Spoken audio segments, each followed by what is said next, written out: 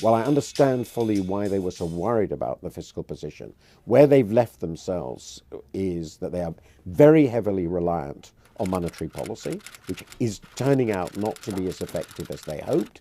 The economy is much weaker than they expected, there's no doubt about it, and they have been unable to do anything about that works. So here we are, stuck way below the pre-crisis peak, more than 3% below the pre-crisis peak, and the economy's dead in the water.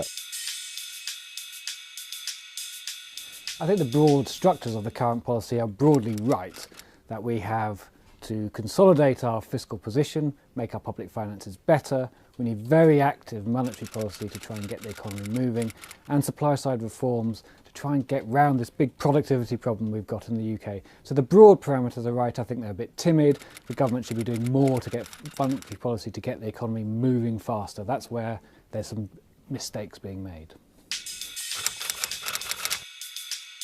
There's been a big debate about whether the weakness of the economy since the emergency budget was due to the fiscal policy or due to other events.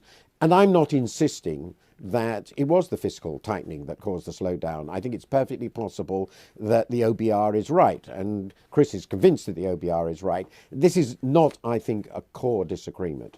The core disagreement is, my view is, so what?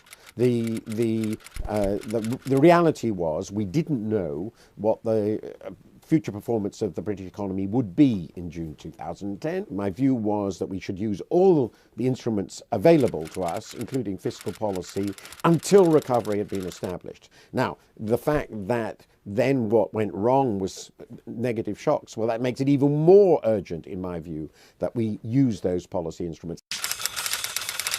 I think Martin's wrong because he almost has a knee-jerk reaction to whatever's going wrong in the economy. Whatever's going wrong, he says fiscal stimulus is the answer. And fiscal stimulus isn't always the answer because you need to know what the problem is.